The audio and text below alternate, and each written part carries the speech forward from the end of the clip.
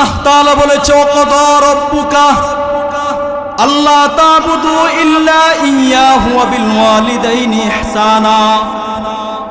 এই আয়াতের মধ্যে আল্লাহ তাআলা বান্দাকে দুইটা নির্দেশ দিয়েছে। এক নম্বর নির্দেশ দিয়েছে, আল্লাহ তাআলা বলে বান্দা মৃত্যুর আগ পর্যন্ত আমি আল্লাহর ইবাদত করতে হবে। দুই নম্বর নির্দেশ হচ্ছে বান্দা মৃত্যুর আগ পর্যন্ত আমি আল্লাহর ইবাদত করা যেমনি ভাবে তোমার জন্য ফরজ করে দিয়েছি, ঠিক তেমনি ভাবে মৃত্যুর আগ পর্যন্ত তোমার মা বাবার খেদমত করাও তোমার জন্য আমি আল্লাহ ফরজ করে দিয়েছি। আল্লাহু আকবার।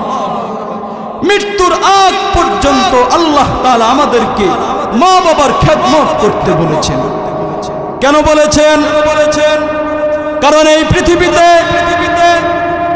সন্তানের জন্য মা বাবার এমন কিছু ইহসান, এমন কিছু অনুগ্রহ আছে যে ইহসান এবং অনুগ্রহ অন্য কারো সাথে তুলনা হয় না। কেমন ইহসান করেছে মা, কেমন ইহসান করেছে মা। 10 মাস 10 দিন আপনাকে আমাকে গর্ভে ধারণ করেছে।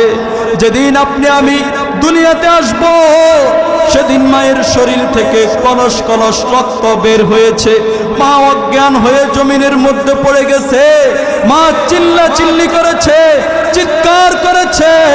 মায়ের চিৎকার শুনে আশপাশের ঘরের মানুষগুলো বের হয়ে এসেছে। যখন মা নিজেই মৃত্যুর জন্য প্রস্তুত হয়েছে, আপনার আমার জীবন চেয়েছে, মা নিজের জীবনকে মূল্যায়ন করে নাই, আপনার আমার জীবনকে মূল্যায়ন করেছে। যখন আমি দুনিয়াতে এসেছি তখন মা আপনার আমার কান্নার আওয়াজ শুনে মায়ের হুঁশ ফিরে এসেছে। হুঁশ ফিরে আসার পর মা আপনাকে আমাকে রক্ত মাখা শরীরে চুমু দিয়েছে, আদর করেছে, বুকের সাথে জড়িয়ে নিয়েছে। মা নিজের বুকের রক্ত পানি করে আপনাকে আমাকে দুধ পান করিয়েছে। এতগুলো কষ্ট যেই মানুষটা করেছে ওই মানুষটাই হচ্ছে আপনার আমার মা। ঠিক না বেঠি? তাহলে এই মাকে কি কষ্ট দেওয়া যাবে? মাকে কি ধমক দেওয়া যাবে?